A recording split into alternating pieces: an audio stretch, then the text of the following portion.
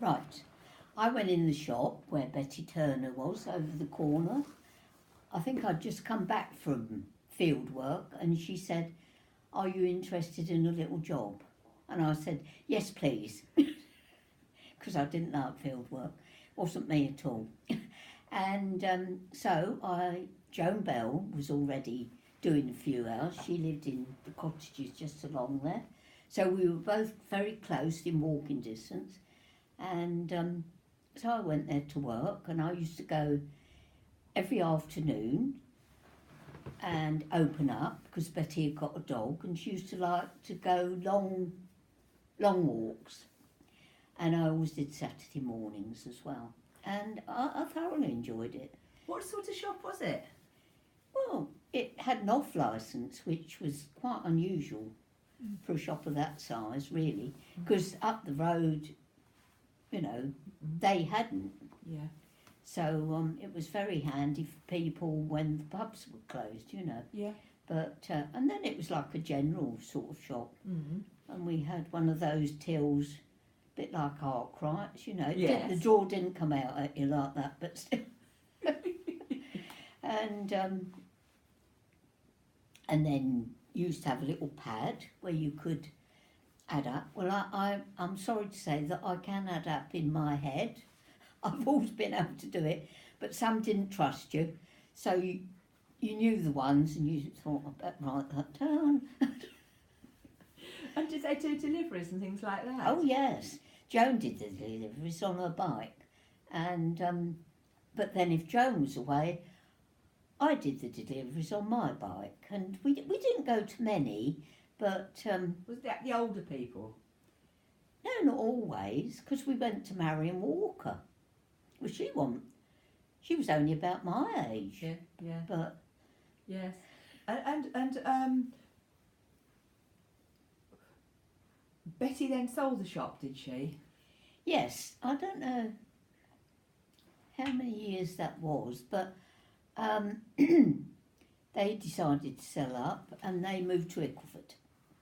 And some friends of theirs bought the shop, but I don't know why really, because they weren't at all in. He still went to work, and she had worked at St Francis College, had a very good job there, and she enjoyed it, and she didn't really enjoy this. So it didn't last long, but I can't remember if that's when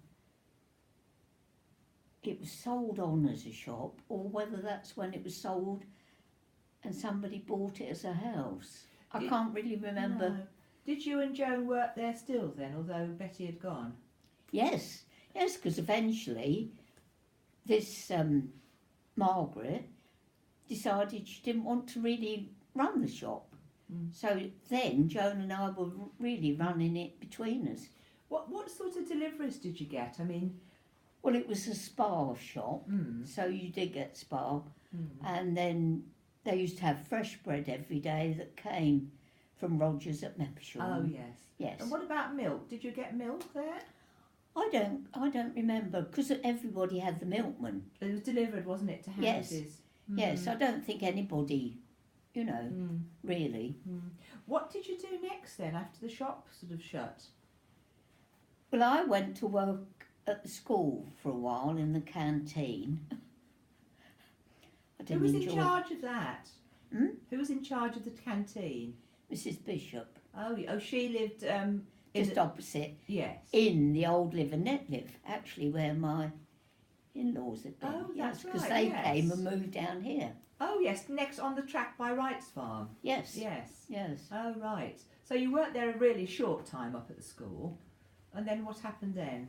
Then Margaret James came one day and wondered if you'd be interested in coming to work for Mike, because he's going to set up a little business.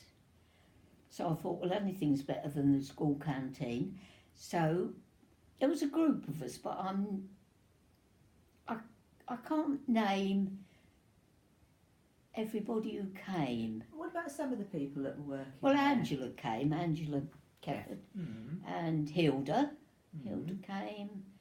Madeline? And Sandy Mercier, who used to live in the village, and Madeline, who was Milner Davies, the butcher's daughter, she came, and there was ever such a nice girl came, but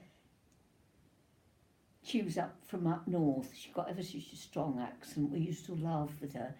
But they moved from Pirton. They didn't stay that long. And who was in charge of all the women? Well, Pat Stedham used to come, and she took over the role of, and Well, so where did you work? we worked. He'd got this big barn next to the house, and he sort of converted it so that we worked up there. Did funny jobs, really. What sort of thing did you do? Well, we had this phase where we put together these razors, and and then we did these cocktail sticks, right? You had a machine for that, yes. What and did you you had do? a little thing that the cocktail sticks went in, and you pulled the handle, and then so many went in, and then somebody else put the lids on, right? So it was lots of different little jobs. Oh yes, we were always doing something, yeah. And that was fine until the youth opportunity came in. And what was that? Well, as far as I can remember, I think if firms employed youngsters who couldn't get jobs, the government would give them so much grant. That's how I think it was, but you'd have to check on that one really. Yes. And so then you stopped doing that? And I went to Sainsbury's. Yeah. So I left the village. Ah, well, thank you.